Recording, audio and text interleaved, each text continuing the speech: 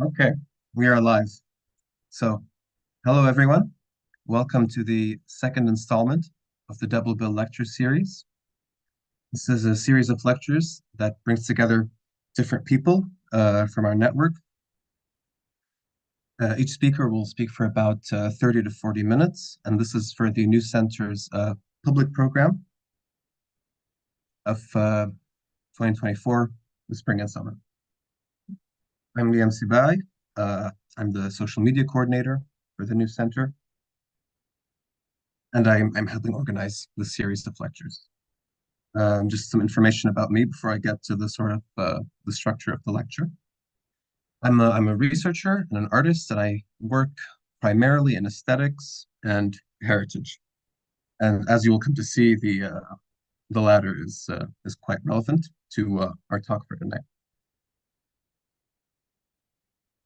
So what I'm going to do is I'm going to read a sort of introductory text, and then I'm going to introduce our speakers, and then Kateryna will give her lecture, and then Mariana will give her lecture, and then we can do some questions from the audience. Okay, just a moment, excuse me. Excuse me.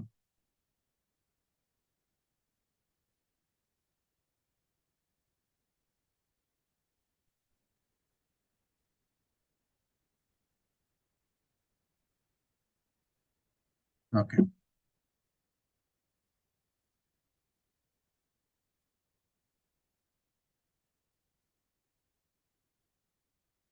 okay. Excuse me, we're just having some technical.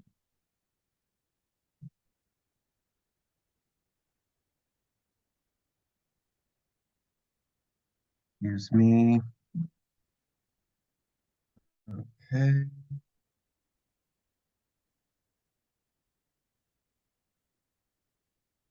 Okay. Apologies for that. So basically, I'm going to read the introductory text, and then I'll introduce our speakers. Okay. So we live in a time of heritage wars. Russia, Ukraine, China, Taiwan, Israel, Palestine. While the question of Israel Palestine, or at least its sort of patrimonial dimension, is a question of nativity. It's the question of, does this place belong to group A or B, or did group A come first? Did group B come first? But the question of Russia, Ukraine, and China, Taiwan is a question not of nativity, but of unity.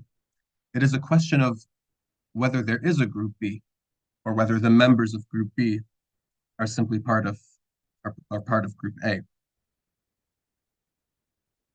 In a recent interview with Tucker Carlson, Vladimir Putin went on a long monologue of historical and, more importantly, patrimonial justification for the war that's being waged in Ukraine right now. He talked about specifically the shared cultural and economic heritage between Russia and Ukraine. Now, this notion of a sort of shared heritage, of course, implies a sort of singularity, that they share this heritage, therefore they are a single unit. However, I think Putin made a sort of slip because at the same time, sharing requires sort of two. It takes two to tango, as they say. So, sort of accidentally, I think Putin stumbled upon this notion of sort of dissonant heritage, which is uh, which is quite important for tonight's talk. Dissonant heritage, simply put, is heritage which is either indeterminate or perhaps contradictory.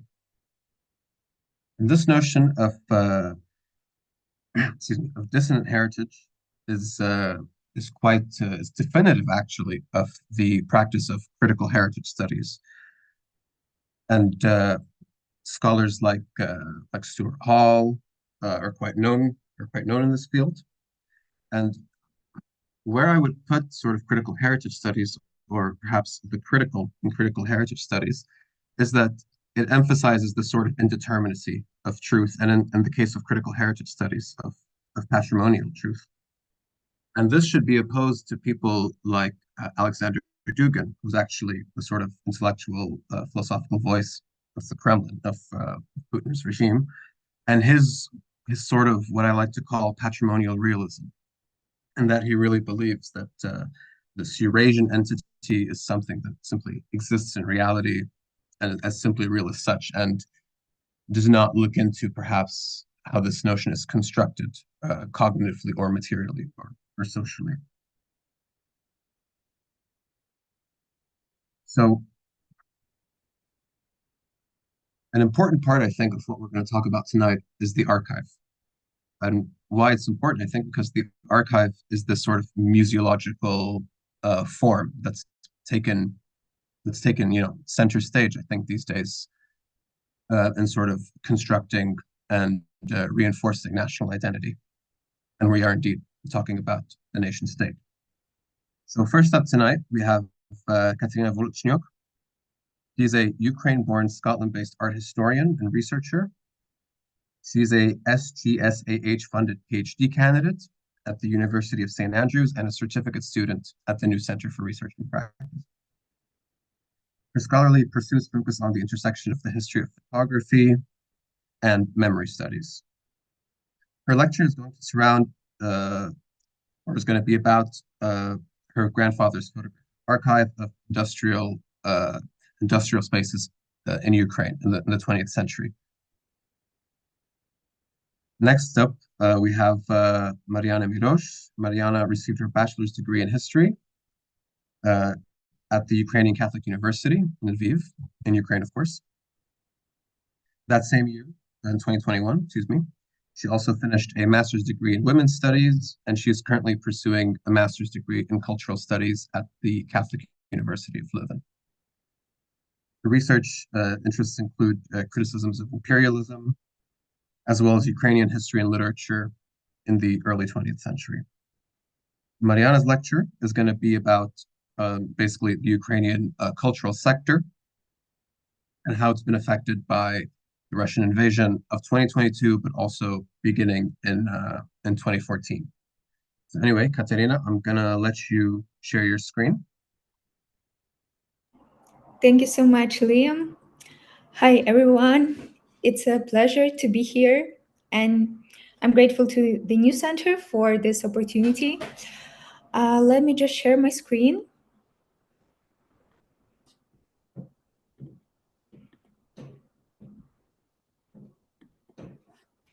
Please let me know if you can see it, because we had some technical issues in the beginning.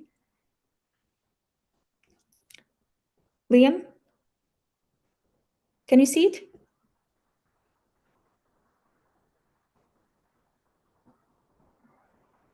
Okay, I suppose you can see it.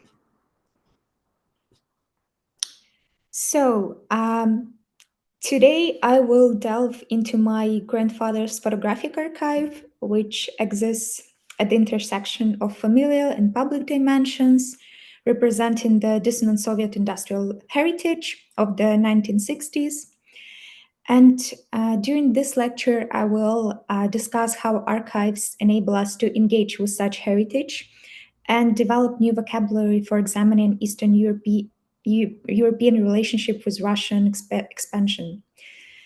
So, and I would like us all to think about new concepts or methods that can be applied to the issue of heritage and which might be useful to the specific context of Ukraine and broader in the Central and Eastern European area.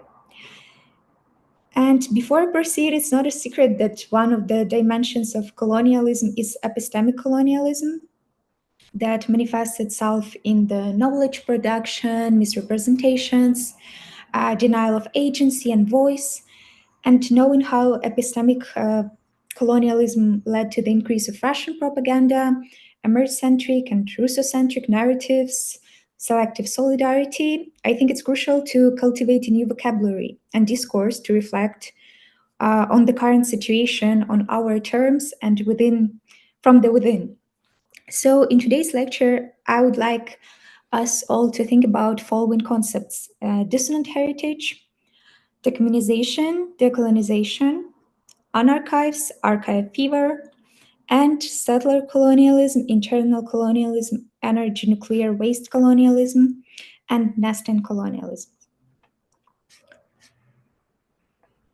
So, being at the very center of the decolonial process and its reflection, there is a particularly crucial demand in Ukraine and the rest of the world to engage with what is called a dissonant heritage. So, as you can see on the screen, this basically concept came from Turnbridge and Ashworth work, Dissonant Heritage, the Management of the Past as a Resource in Conflict, in which basically they theorize about the way we engage with our heritage on various levels, such as temporal, what was before and what is now, spatial, who does it belongs to, discoursal, what is the policy of the public memory. And so basically, they also argue that all heritage can be called dissonant because the process of selectivity is inherited in this concept from the beginning. Because, for example, we can say that, oh, this group can inherit something, like this religious group or ethnic group, but another group cannot inherit it. And with the beginning of Russian occupation of Crimea and Donetsk and Luhansk regions in 2014, Ukraine started this process of critically acknowledging its past and the process of history making. And obviously, this wouldn't be possible without interaction with local infrastructure, which has played specific role during Soviet times. And even though the war was the main trigger of this decolonial process, I think it also cannot be separated from the events happening worldwide, like Black Lives Matter movement that started in 2013, but became very popular in 2020. Basically, Black Lives Matter, it was a powerful factor in making changes in our political and legal systems, but also it launched very important debate about the colonial role of culture and how we can decolonize museums and our heritage. And so while I was thinking about that, it came to me that if heritage is basically a contemporary product shaped from history, then can we really call our heritage shared if we talk about heritage of Ukraine and Russia, if the historical lived experience was very different, basically the experience of colonized and colonizer. And in Ukraine, the topic of decolonization began with the independence of Ukraine in 1991, with demolition of certain monuments, but on a much broader scale, this discussion was reflected in a series of laws on decommunization, which were implemented in 2015. So here you can see the list of all laws. It's honoring the fighters for Ukrainian independence in the 20th century, perpetuating the victory over Nazism, providing access to the archives of the communist totalitarian regime of 1917-1991, and condemning the communist and National Socialist regimes and prohibiting the propaganda of their symbols. So I think two last laws were very important. And this was also accompanied by grassroots overthrow of Soviet monuments. It was called Lenin Fall or Leninopad, also renaming of the streets, revision of school and university curricula, and ban on the Communist Party of Ukraine. So here you can see these examples of Leninopad. On the left, it's a picture of Lenin statue in Lysychansk. And you can see the spray paint and the sign, "I'm Hangman of Ukraine."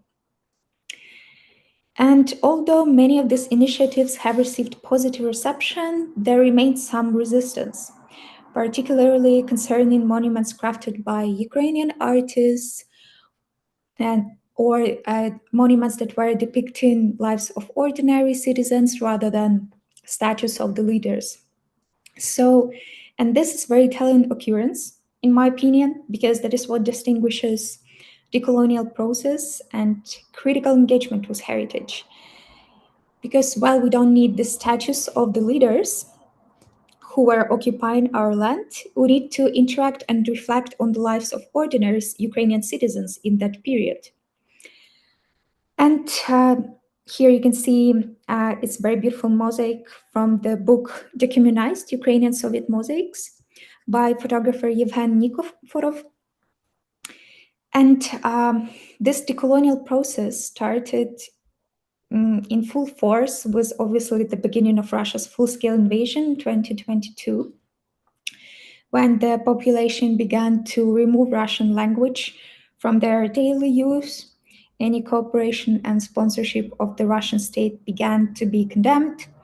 And basically, the society underwent a major thinking of entire Russian colonial legacy, not only Soviet period. And there's one particularly interesting point that can be found in Sklokina and Kulikov article about industrial heritage in Donbass. They basically wrote that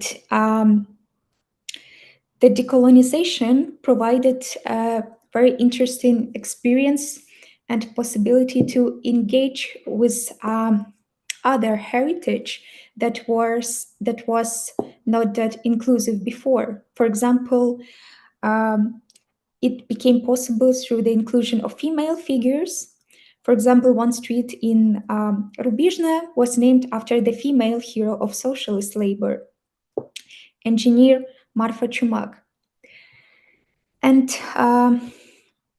at the core of my research, my personal research, is industrial heritage, which, as you can imagine, is also inherently dissonant, because on one hand, it represents all those dark sides of modernity as capitalism, bad labor conditions, extractivism, and so on.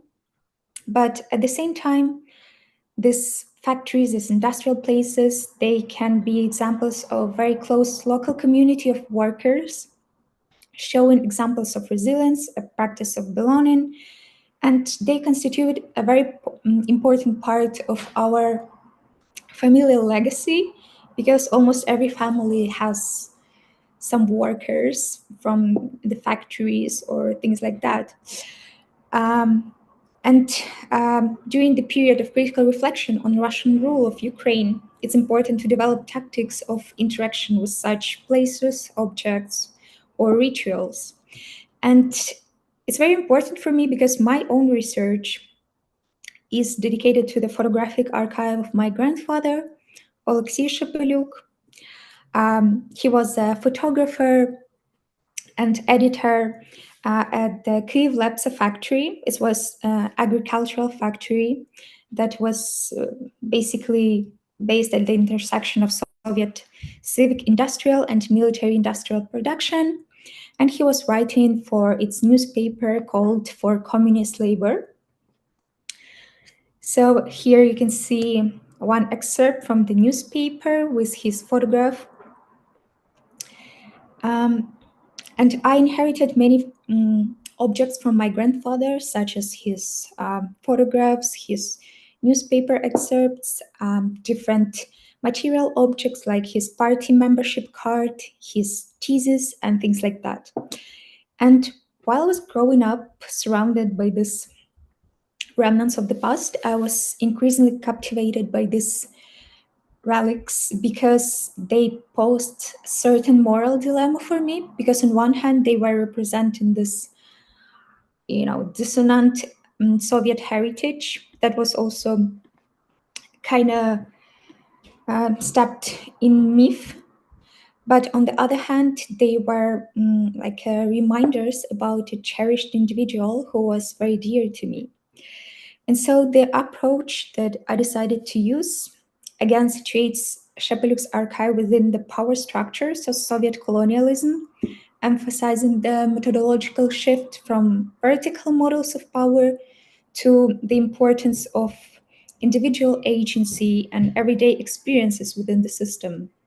So we can see people not only as victims, but as agents of history, practices of their resilience, their performativity within the system, and so on. And archives in Ukraine have been facing extreme precarity with the deindustrialization, defunding, decommunization, and obviously with the beginning of Russian war in 2014, and then into 2022, archives became basically target of erasure. So parts of my grandfather's archive were lost during the Russian occupation of Donetsk in 2014. As my uncle with his family, they were living in Donetsk for quite a long time.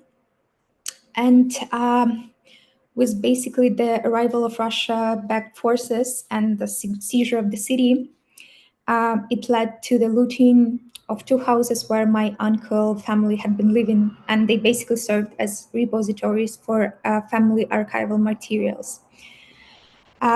This is the screen from the interview with my uncle that I made for one course within the new center.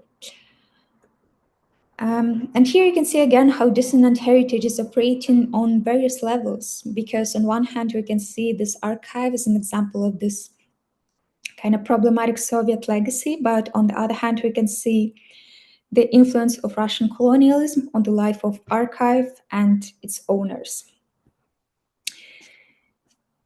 And I think it's also very important to articulate the very unique post-colonial trajectory of Ukraine to better understand the heritage that we have to deal with. Because this historical trajectory offers quite a unique illustration of intersectional post-colonial scenario. I quite like this picture that you can see here. It's a caricature called World Peace in Ukraine, created in 1919. So it shows Ukraine and Ukrainians in the center, and surrounded, you can see, surrounded by Bolshevik, by Russian White Army soldiers, by Polish soldiers, Hungarians, and Romanian soldiers. So having experienced division among various empires and nations over time, Ukraine has found itself subject to dual colonial influences. It's namely Russian and Western European. Both of these colonial powers perceived Ukraine as a very rich land for their resourcification strategies. So, for example, you may know that Ukraine has long been called as a breadbasket of Europe or breadbasket of Soviet Union. And during this imperial rules, the living conditions varied across various regions under different authorities with different degrees of political autonomy or cultural freedoms. Because some regions might enjoy cultural rights and unrestricted use of Ukrainian language, but others faced strict prohibitions. But the common element is that during all that time, people in Ukraine were forced to contend with each other under the rules of different imperial powers, with the hope that one or another would give them this desired independence. And basically, you can see the remnants of this historical stratification right now in the contemporary context, because, for example, right now, Ukraine must fight Russia, which is the main physical threat to our existence, while at the same time, we have to subjugate to Western colonialism in the role of resource provider, energy transporter, or as a labor force. So before I proceed with discussing Russian colonialism, I think I would love to underline again the example of dual colonial influences. So here it would be important to mention Polish rule on Ukrainian lands and European extractivism to demonstrate that. So if we talk about Poland, the territory of Ukraine, the West, of Ukraine, together with some lands from Belarus and Lithuania, were colonized by Poland, and they were called Kresy, which basically means outskirts, borderlands. So this territory had been ruled by Poles since the 16th century and later. And this is the perfect example of Orientalization, because Poles perceived these lands as wild steppe, and that were them who brought civilization to this region. Also, a very telling example is that in Ukraine, serfdom, which was kind of form of slavery, were developed first in the territories ruled by Poland, and this western territories of Ukraine. They experienced, for example, the destruction of Eastern Orthodox churches, the politic of Polonization, when Ukrainian organizations, schools, reading groups, universities were banished, and things like that. But it's also a very interesting example because Poland itself considered to be colonized colonizer because of its position that it has in the system of Western and Central European model. Another example of Western colonial influences in Ukraine is European extractivism, and the colonization of Donbass in the 17th century is a perfect example because it coincided with the growing interest in the profit from salt mining. And basically the city of Yuzivka, which is now Donetsk, was founded by Welsh industrialist John Hughes. And you can even see that the name Donbass, that is very popular to describe this area, basically stands for Donetsk Kol Basin. It basically inherits this colonial logic of perceiving the region only as a resource. So here on the picture, you can see the central street of Yuzivka, which is now Donetsk, inhabited by international colonialists. And now I would like to sketch the Russian colonialism and think about various concepts we can use to describe it. So, Russian colonialism unfortunately had long been downplayed within academic discourse, with predominant focus traditionally directed towards Western colonialism. And it's only in the aftermath of the Russian full-scale invasion that the world finally started giving it attention. And scholar Botakowska Zimbekova even created a concept called Russian imperial innocence to show this like propagandistic agendas and the dominance of Russia-centric studies. And Russian colonialism has manifested itself in various forms, in various areas, but I think the model of settler colonialism has been particularly prominent in the Ukrainian territories, North Caucasus, Central Asia, Northern Europe, and so on and so on. So here on the map, you can basically see that the first Russian territory was the Great Duchy of Moscow, here basically founded in the 14th century. And now we know that Russian Empire was the largest in space and the most durable in time of all historical empires. So when we talk about settler colonial model, I think, again, it's useful to use the example of Donetsk once again, because it was originally a Ukrainian-speaking city, but the influx of European capital and industrialization made it very attractive for Russian workers, leading to a significant migration. And also in the Soviet time, with the implementation of Holodomor politics, which was an artificial famine created by Stalin regime that resulted in the deaths of millions of people.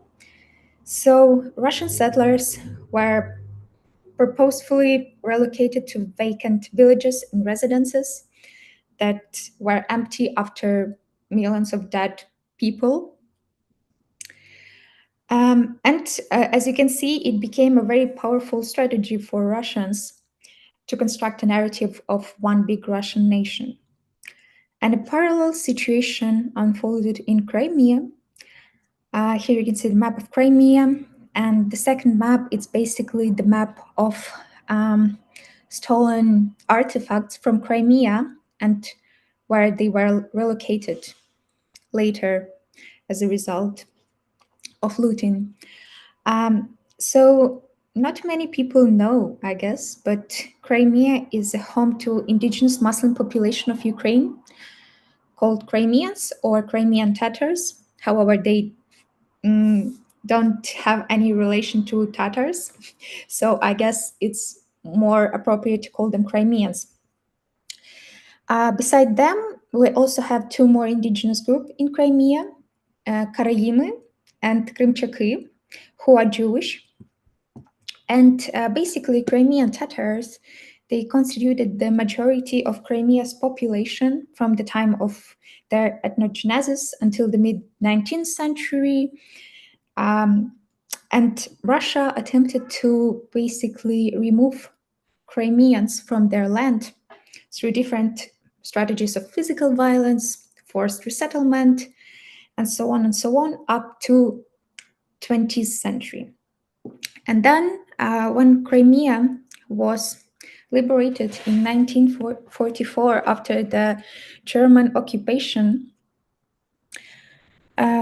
basically it resulted in their deportation, partial extermination, and they were deported to the Central Asia by Soviet authorities. So we can say at least 400,000 Crimeans were relocated from their land. And this continues nowadays with the Russian occupation of Crimea in 2014, with the arrest of Crimean Tatars, with their forceful deportation. For example, as of January 2024, Russians had illegally imprisoned 204 people, including 123 Crimean Tatars. So as you can see, quite a large number. However, we have a lot of Crimean soldiers in our armed forces. You can see this is the sign of Crimea Battalion. And obviously, right now, with the repressions, Russia started sending their settlers to replace the indigenous population of the peninsula, and also started enforced Christianization, illegal archaeological excavations, and destruction of the cultural sites. Again, if we talk about settler colonialism, the example of Mariupol is quite illustrative here, because again, it was almost fully destroyed by Russia with the beginning of the full-scale invasion. We don't have any specific numbers, but we can definitely say that around 100,000 people were killed as a result of this genocidal politics.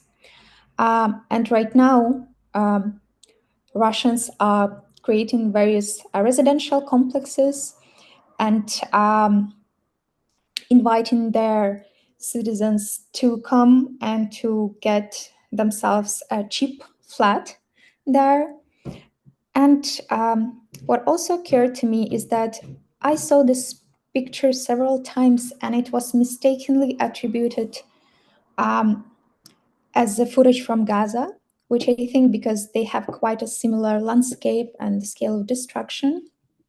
And I think that's not an accident, actually, because even though we can see here two different colonial regimes, their physical nature is quite the same. We can see that it's the perfect examples of settler colonialism. when houses are being built basically on the bones and given as cheap flats with a sea view to the settlers. Then I would like to discuss the topic of internal colonialism that was also very popular even within Ukrainian historians. And I think it was implemented because at some point we really needed to create something that wouldn't be just copying Western vocabulary, because we need to articulate like a more rigorous framework. For example, not just why internal colonialism became important and popular, because it shows this demarcation line between the metropolis and the colony that is not only defined geographically. And firstly, this concept was introduced by Alexander Etkind, Russian scholar. And it was also mentioned by Stalin when he explained the logic of his first 5-year plan as one of internal colonization. He basically said that Soviet power had to treat Soviet territories as the maritime empires treated their distant possessions. However, I find this concept quite problematic because it downplays the significance of Russian domination.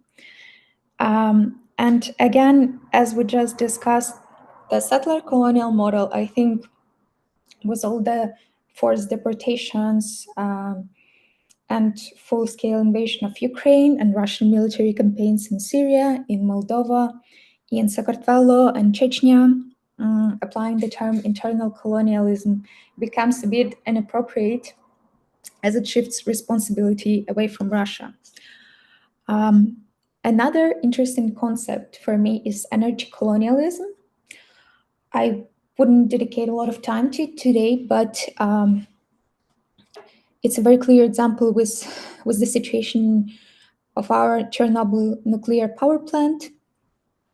And even before the catastrophe occurred on Chernobyl plant, the KGB archives, which again became accessible thanks to the decommunization law, they revealed numerous reports of technical imperfections in equipment during the first stages of construction of the plant in the 70s.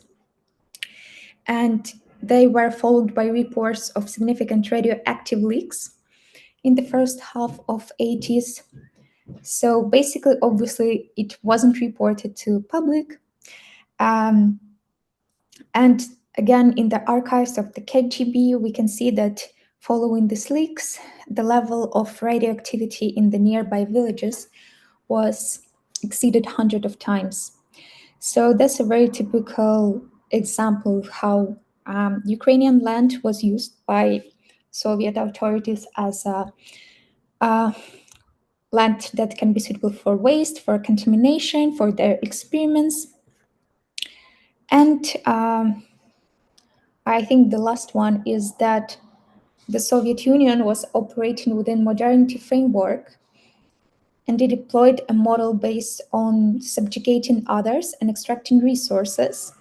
But instead of other, let's say, lands or groups of people that were used by a Western model, in Soviet times, it was Ukrainian peasants as a primary targets.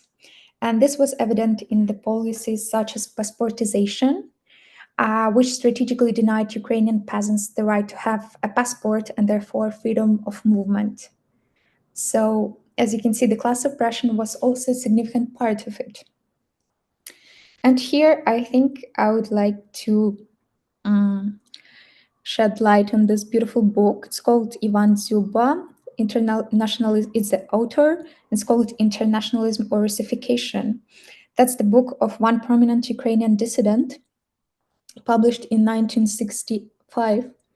And it shows how this policy of Russification that was implemented throughout the Soviet times.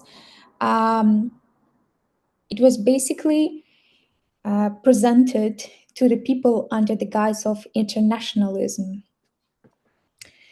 And so, while thinking about different type of colonialisms, I think I came to this idea of nesting colonialisms.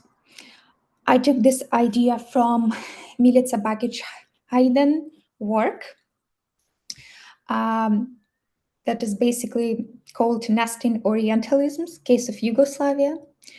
And in this work, she delineated the dichotomy of the East and West within distinct zones such as Europe, Eastern Europe, and Balkan territories. And this framework was used to show how each side in these regions can adapt external characteristics, this external categorization being either too Oriental, not Oriental enough, or its counterpart. And I think it also is very prominent if you look at the Ukraine's West and East. So I think the term nesting colonialism can be very useful when talking about Ukrainian post-colonial scenario. And obviously the lack of one homogeneous experience that people on the Ukrainian territory were living through, and these differences, they make it hard for us to create one model of the national history or memory policy. But I think this multicultural experience and the fact that Ukraine is also home to the indigenous populations of Crimeans, Jews, Greeks, Roma people, and other could have its own advantages in respecting and exploring varieties of our past and looking for common solidarity. And basically, I want to finish with archives and tell you a little bit how archives can be a very useful tool that we can use to engage with this, again, dissonant heritage, and that can be a tool to resist this colonial erasure. And here, two concepts can be useful. In particular, it's archive fever and unarchives, both developed by Derrida in his work Archive Fever. So archive fever is to burn with a passion, this passion to restore the past, to restore lost artifacts. And numerous Ukrainian researchers, they have noted an outbreak of what can be described as archive fever within Ukrainian society following the beginning of Russian invasion in 2014. And even my own exploration of my familial history, of my familial archive coincided with the full-scale invasion of Ukraine. So the correlation can be quite apparent because in the wartime, we look for different tools for organizing amidst chaos, driven by this desire to preserve what is being systematically erased.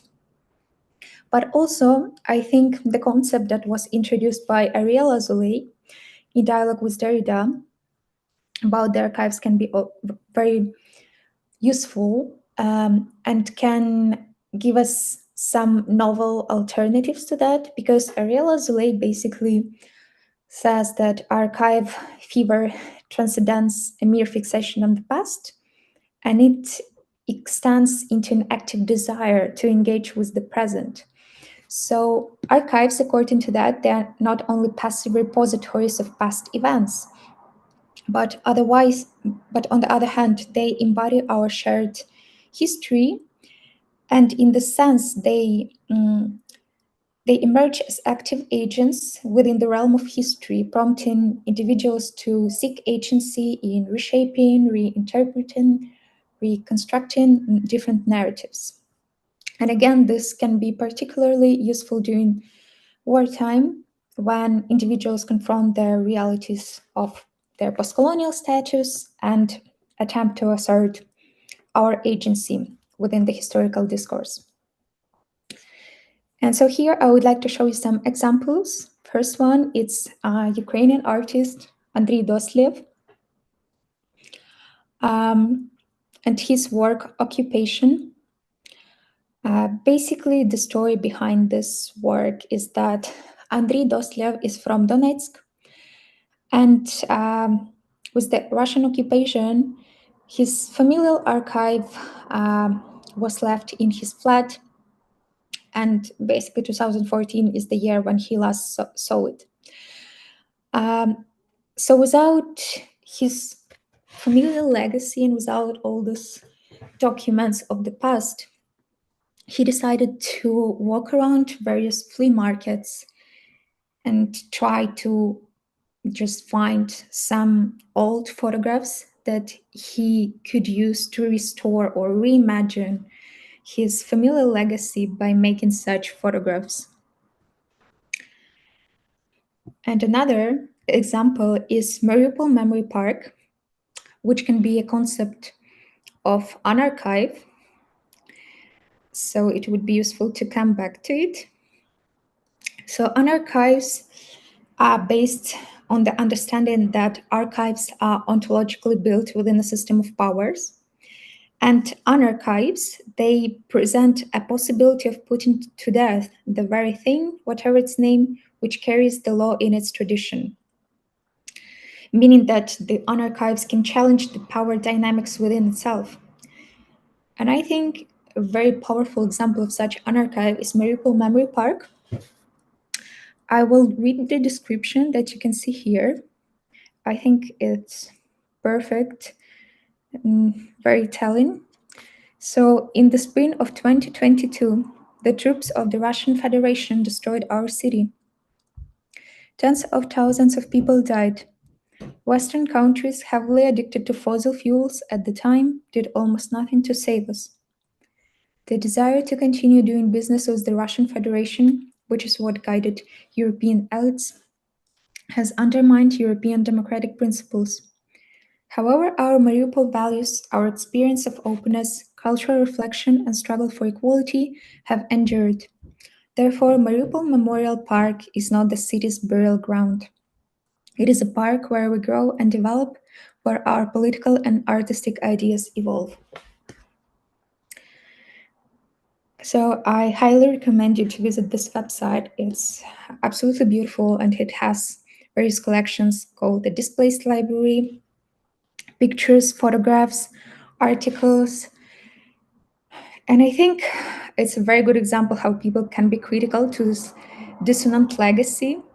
And in the specific example, Western and Russian imperialisms, and can also fight against the labels that try to define them through this like catastrophes, through the terms of like refugees, burial ground, and things like that, because there's much more to that. And participants use various methods to address their memories, their experiences about living in Mariupol.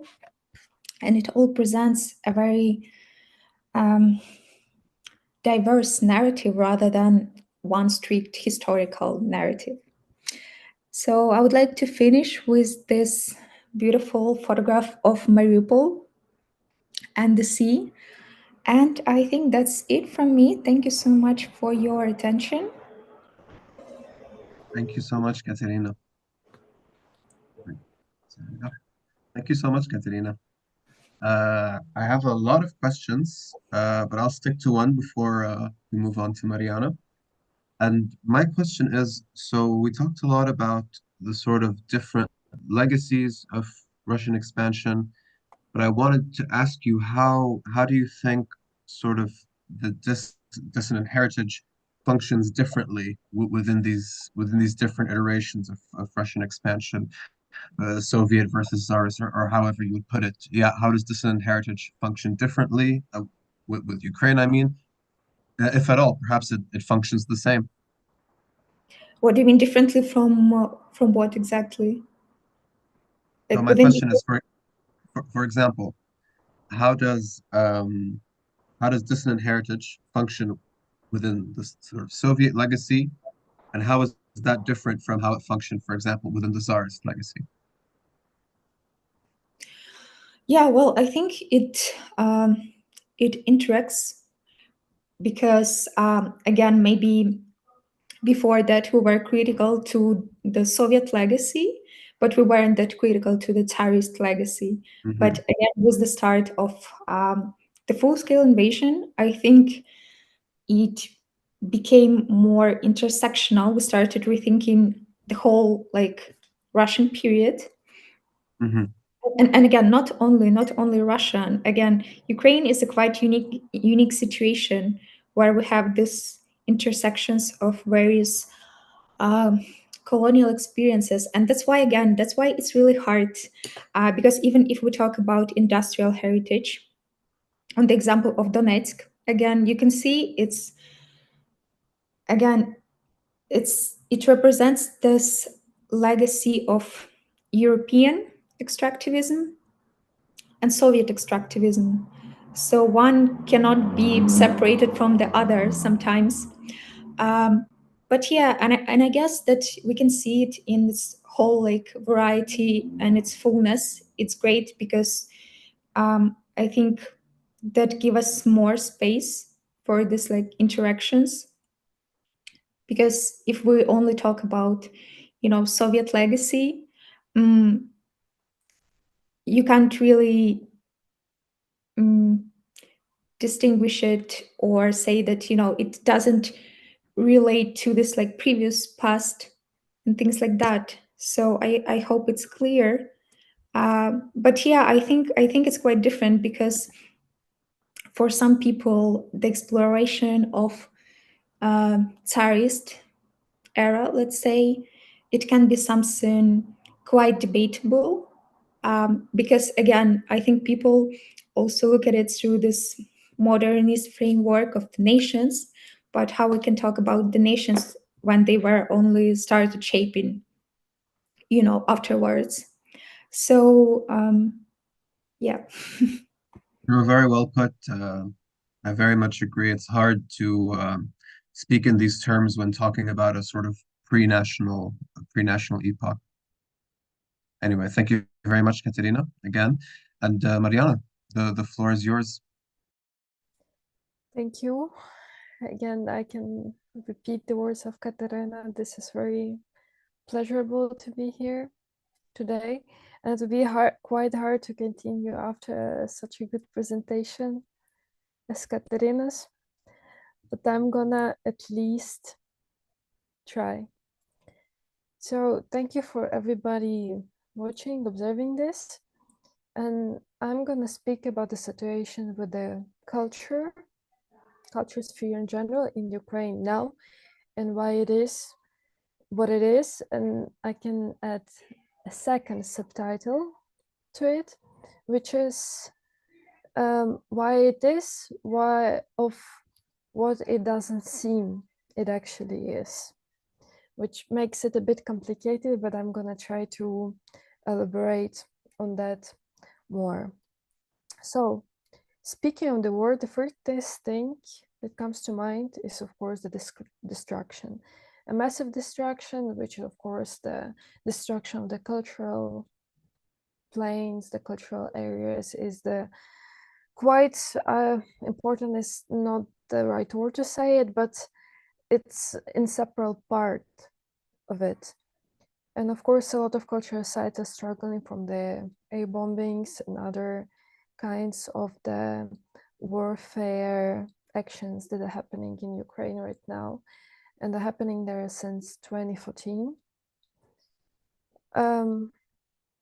Yes, this is the church in one of the villages in the Luhansk region. This church had quite a lot of the historical significance, but unfortunately this is not the case anymore, as it was destroyed as the result of the warfare actions. And this is the village called Bohorodichne, which is quite a nice accident, because Bohorodichne means in Ukrainian that the village that is protected by the Virgin Mary. But unfortunately it is not, at the moment at least. And when we look at this picture, the first thing that we think that it may be something happened with the village itself, of course, because the area that is located is quite dangerous. And with presuming this, we of course will be right, because the destruction that had place in Bohorodichna is something that's very typical for the territories which were attacked by Russians. And it involves also the destruction of the civil buildings, like schools, like hospitals and others. This is the school in the village. This one is, of course, the house, which is also quite typical, we must admit.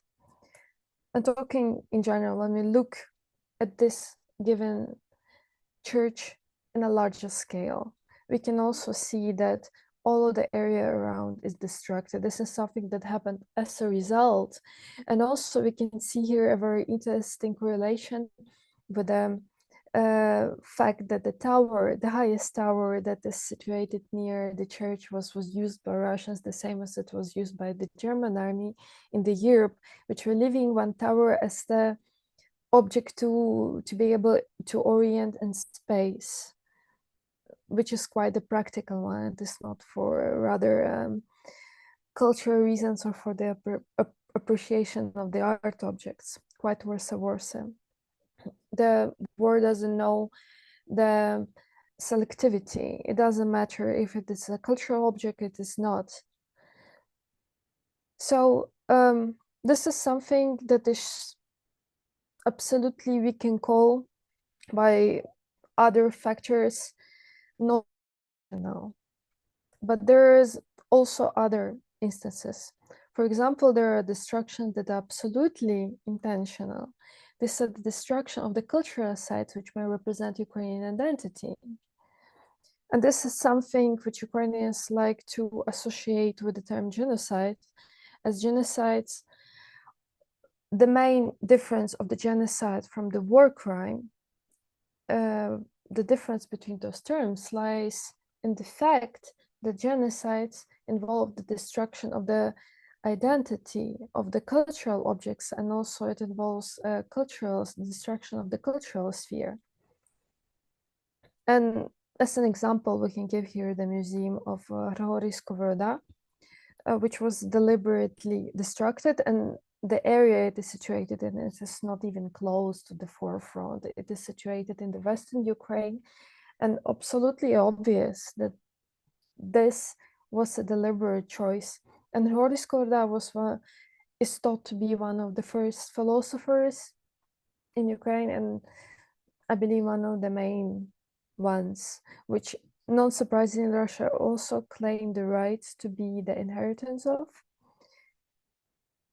And yes, this is how it looked. Luckily, all the objects from the museum were transported to the safer places, so the objects from the museum survived, and they can be repeatedly demonstrated in other kind of museums or any other cultural activities. But this is something characteristic to war in Ukraine, because as we all know, as it was mentioned at the very beginning, there is very certain importance of the history to this war, and very certain importance of the historical and cultural narratives for Russia. And of course, if they are trying to deliberately change the historical narrative surrounding Ukraine, as Putin did, of course, with the about mentioned Tucker Carlson, of course, they're going to try to destroy the spaces, the cultural objects that are really vital to Ukrainian identity, because if there is something as separate Ukrainian identity, it also needs to have an attributes, and this association of the fact that destroying the cultural attributes can also destroy the identity is also pretty important one for Russia and for the things that they do during this war. What can we do with it? There are a lot of things that Ukrainians, and specifically Ukrainian cultural workers, trying to do with the destruction of the cultural sites that are happening. And of course, there is a classic preservation. So this is how a lot of the memory places and a lot of memorials, a lot of cultural objects are looking like now. This is the memorial statue at the center of Lviv.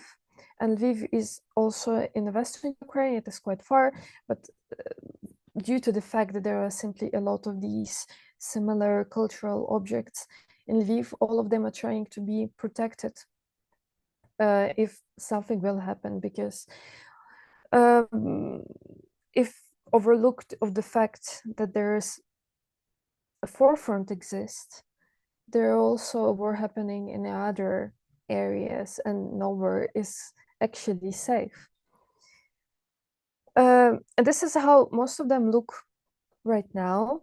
And this is also some works takes from people, actually. This is the ability to get the kind of aesthetic pleasure from the art.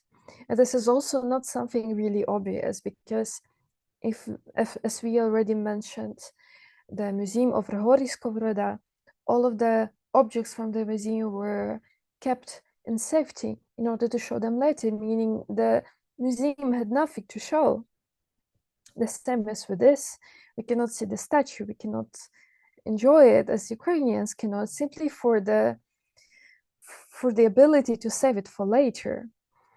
These are the statues at the entrance of the also Lviv church. This is Saint Yuri's church, which is also quite an old one. And yes, this is how most of the Lviv looks now, and Ukrainians made a lot of memes related to this, as well as a lot of cultural projects based solely on the fact that we cannot see our historical sites anymore, and how tragic it is, and the fact that we cannot do anything with this. And it's also related to the this kind of blur between the past, present, and kind of future that appears with the war, because if present is peaceful, we cannot pursue and presume that past is past. But when the war comes, you perceive as past as something that should be kept away from the present for the sake of the future. So there are a lot of temporal dimensions to the taking that comes into play, and this is something really important what happens during the war. Next is preservation, but not in this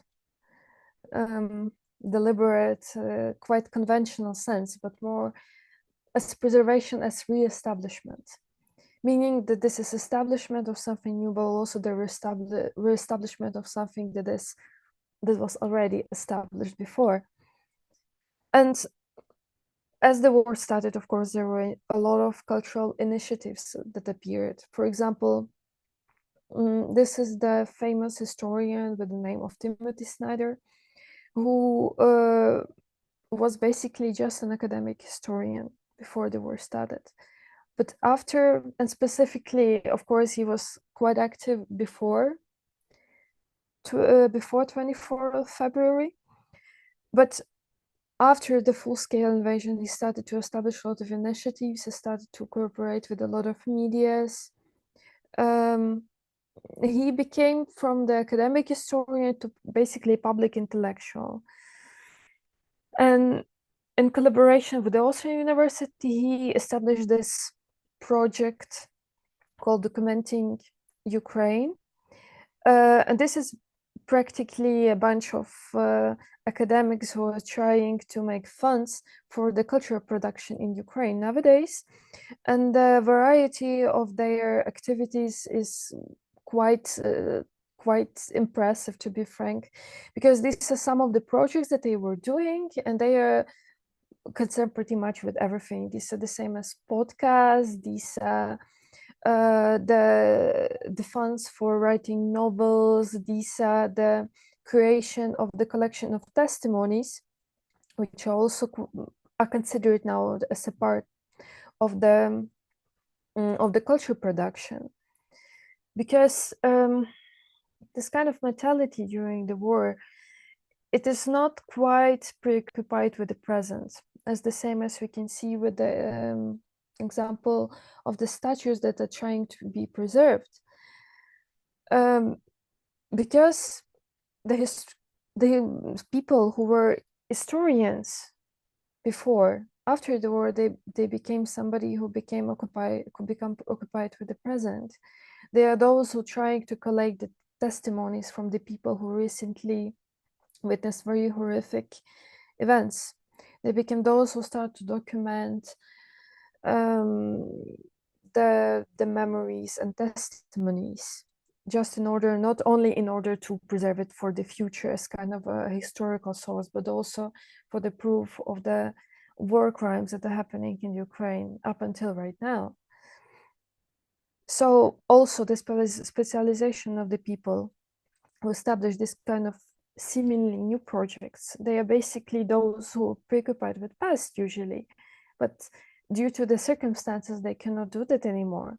So they fall into these categories of interviewers, kind of media influencers, public intellectuals who are trying to make these kind of connections between the past and present and future more visible and more apparent.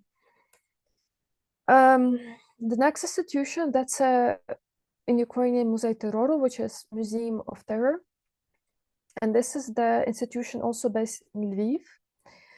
And before even, I would say 2022, the institution was mainly preoccupied with the history, with the history of the terror of Jews in Lviv, and also with the Soviet occupation of Ukraine, with the terrors that also accompanied the latter.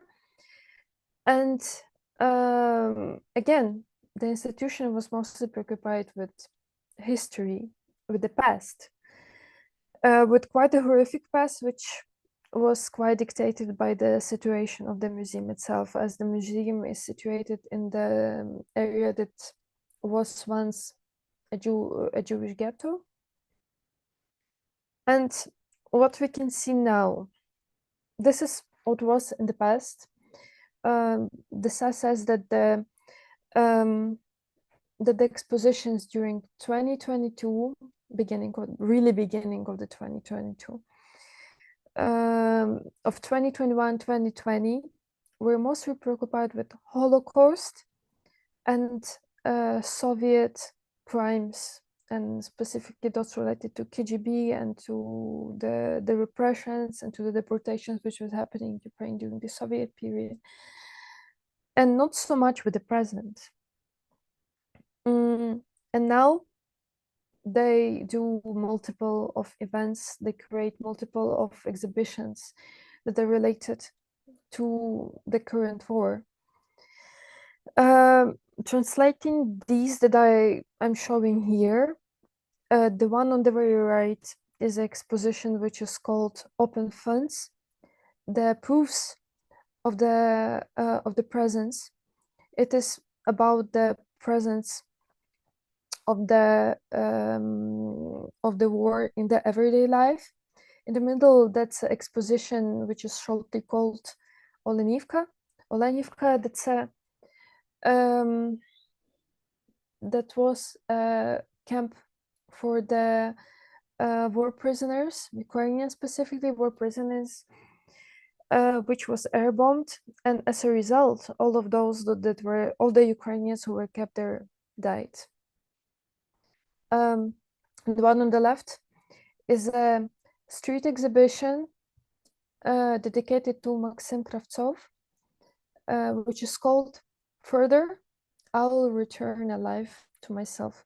And this is basically a soldier who died during the war, and all of his friends are trying to collect the testimonies about him, as well as the picture arts, any pieces that reminded of him, and united as the way of representing the person who died as a result of war and two-dimensional the person was.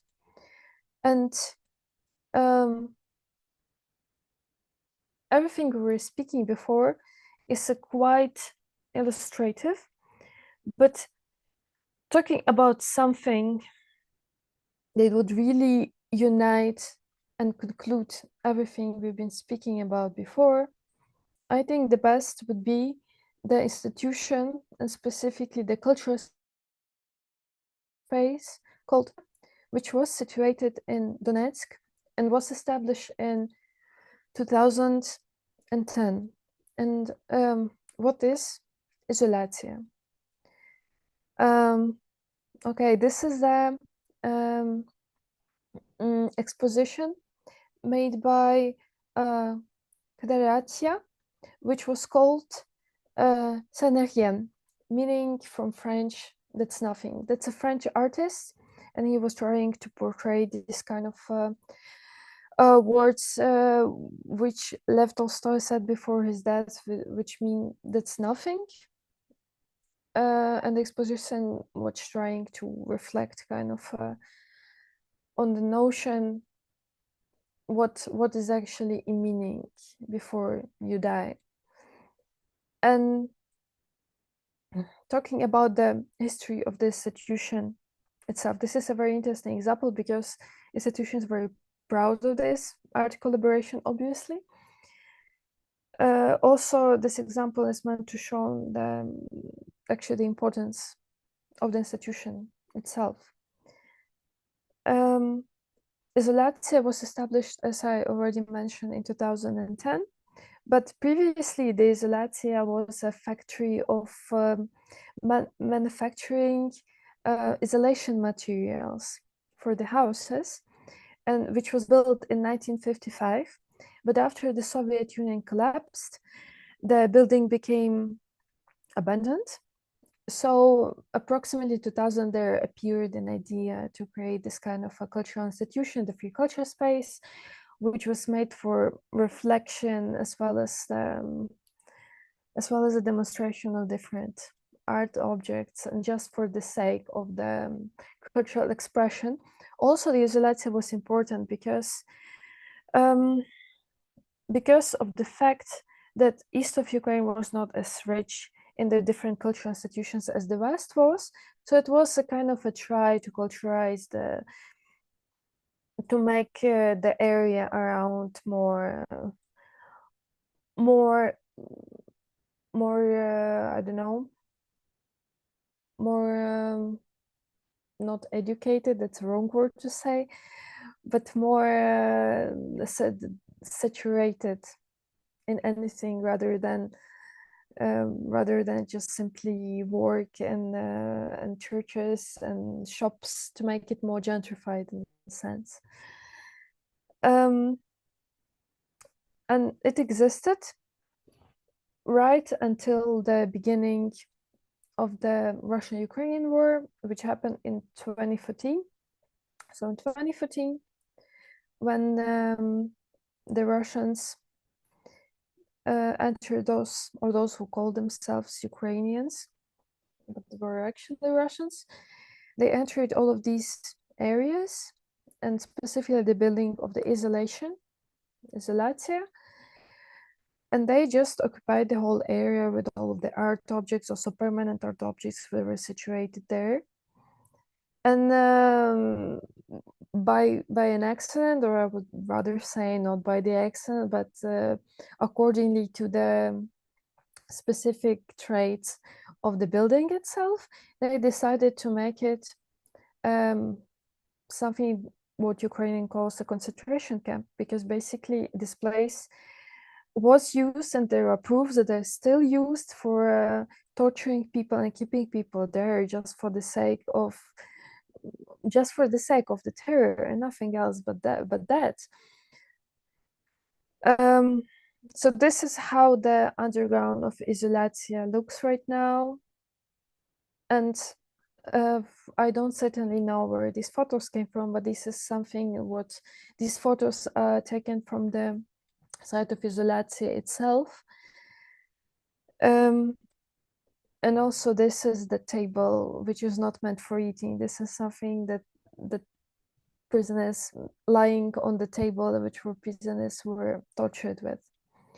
And according to Izolatia itself and the testimonies of those who survived there, I'm not gonna read all of those, but the sense itself, it's really obvious. The people were tortured with the food, with electric shock, which we can also see on the table, with the mock executions, blindfolding and handcuffing, with forced denudation, other forms of sexual violence, meaning people were tortured, and this is not the place of culture anymore. And with this kind of example of isolation, we can also see how it gives how the space can be put in a different context all the time, with just the difference of the events which are happening around it. And this is the book which was written by Stanislav Aseyev. And Stanislav Aseyev is the survivor of the isolation, and he written down his testimonies, everything that he witnessed in this book. And the book is called The Light Way, the story of one concentration camp. As he describes everything that was happening there, we can see how the regular building can go through this transformation of the industrial place to the cultural one and to the place of torturing, and how it creates the new meanings despite it not being the place of culture anymore. And this is something also the work characterized with, and this is something that I would like to conclude with. War is created and also characterized by ambiguity, because everything that seemed stable, had stable meaning, had a certain kind of agreed sense. In the peacetime, it loses it, and or changes it drastically, and it does not appear of what it appeared before. As we can see with the museums, with the art institutions, who stop being art institutions because there are no art objects in most of them. Statues stop becoming statues because they are not for demonstration anymore, they are for the preserving. Historians who once used to research the past, they become somebody who are preoccupied with present, who are collecting testimonies. Also, there's destruction happening at the forefront as well as in the peaceful areas. And the cultural institutions who are at the front, they still kind of remain places of producing some kind of meaning, but not in the ways that we would like them to be, because they are not anymore about the kind of peaceful reflection. They are places for reflection of the trauma, which of course only those who survive can go through. And yeah, I think this is all. During the war, past is no longer the past. It's more past becomes a present, as well as the future becomes a present. So thank you. Thank you. Thank you so much, Mariana. Yeah, okay, great. Okay, so I have a question for you, which is about erasure. Now, we know that kind of erasure, or literally sort of destroying heritage, is a sort of patrimonial ideological tool. It sort of delegitimizes, shall we say, the presence of one unity or one identity. But what I wanted to ask you basically is, do you think that having experienced such erasure, or having an erasure being part of your heritage or part of your past, does that work? Can erasure be part of one's heritage, that somebody tried to erase us or erase something from us? And if so, why do you think that is? Absolutely. I think that that erasure is actually a part of the identity to a certain extent, if this is okay to say, because this is also something that I was taught in the university that sometimes erasure and common trauma is something that people want to forget. But I believe this is also something that cannot be forgotten.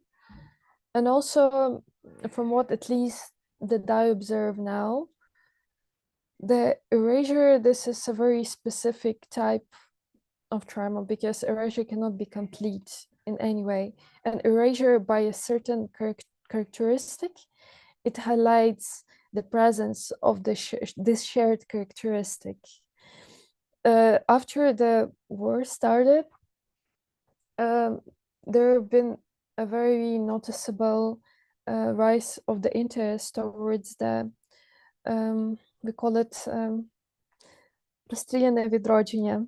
Kateryna understood that. This is basically the generation of the young authors who were killed during the 1930s, and all of them were killed on the basis of, first, they critics of the Soviet authorities, and secondly because they were Ukrainian writers who were establishing this kind of Ukrainian identity. But it was not their kind of this is not what they wanted, but it's just post factum. It is perceived like that because the Soviet system was perceiving them as a part of certain identity, but now they become our identity because the Soviet authorities have been trying to erase them, meaning that we are the same as they were, and so now Russians are trying to erase our identity. So this is some kind of continuity. And also in Ukraine, there are a lot of talks about how actually efficient it is in the long run, perceiving ourselves as victims of history, because this is something that happened to Ukraine a lot, and maybe this is something that should be kind of be under examination, that should be become revisioned, but. Indeed, I believe the erasure cannot be complete, and as it cannot be complete, it becomes something that is part of the identity. Absolutely. No, thank you so much. Thank I have a question now for both of you. So, what was interesting to me about both your lectures, although it perhaps seems on the surface that we're engaging with culture as such, what was very interesting to me is that both of you engaged works of art as well, and contemporary art, contemporary fine art. So, perhaps I wanted to ask you both, what do you think the role of art is or can be in engaging dissonant heritage, basically?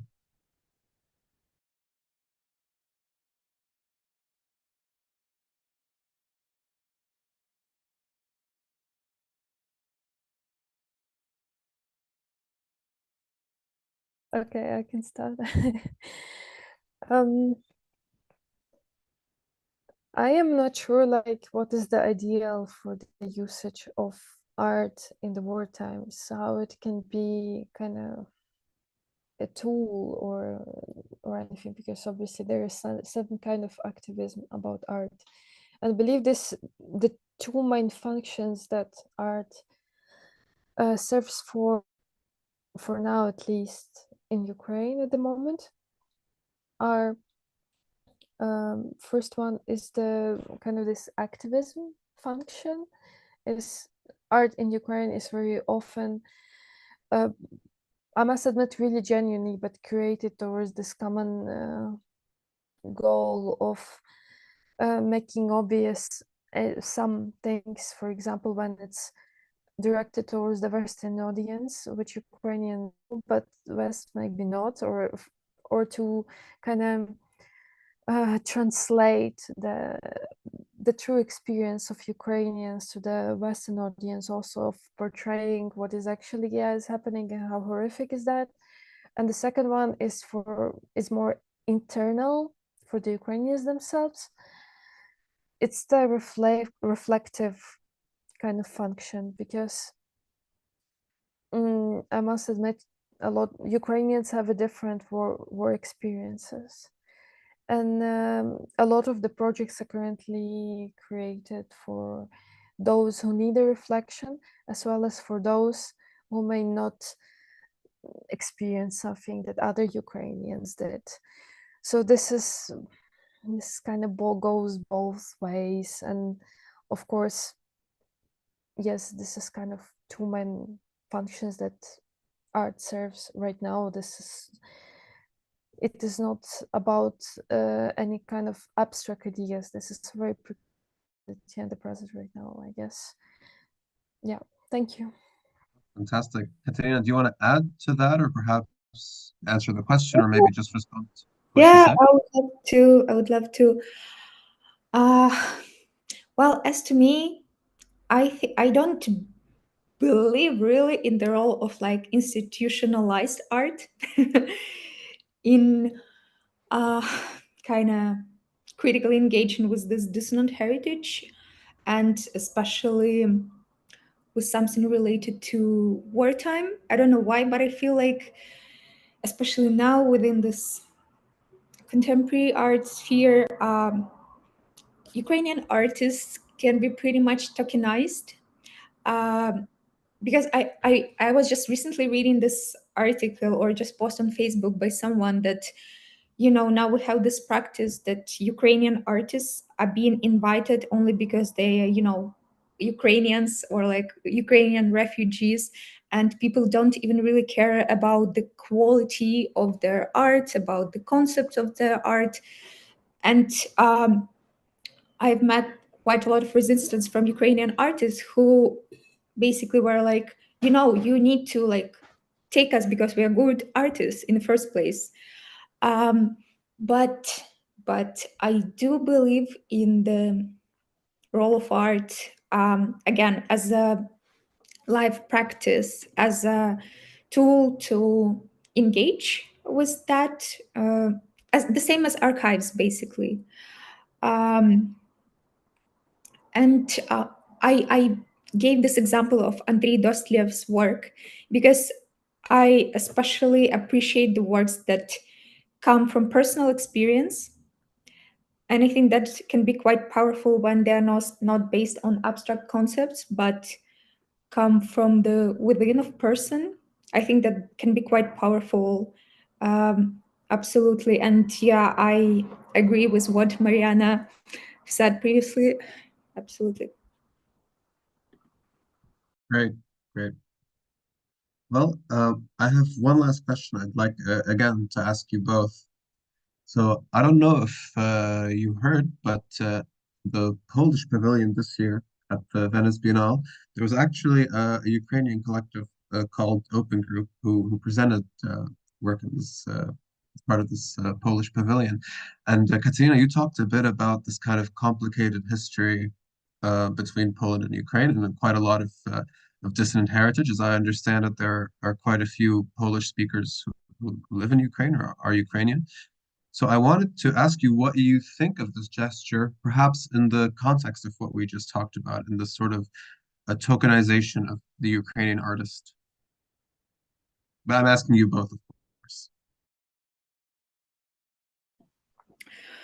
Yeah, that's interesting because I think even our contemporary relations with Poland is quite tricky because of what is happening right now with like Polish farmers, with this like trade with Russia through the Belarus border and things like that. But still, I feel it's important to acknowledge the role of Poland right now. Um, and even though we had, this history of colonization, Polish colonization, we also had a history of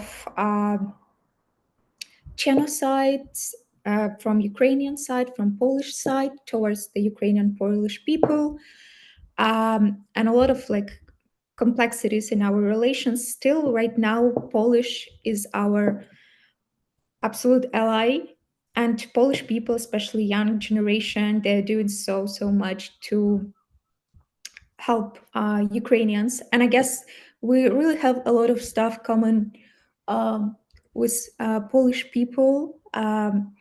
So I would say I quite appreciate this gesture when, they give us their platform. I think it's also quite important to distinguish, giving platform and tokenizing. Yeah, so I think that's a very nice gesture from their side. In this case, in this particular case. It's a great point to differentiate between tokenization and sort of giving a platform, yes.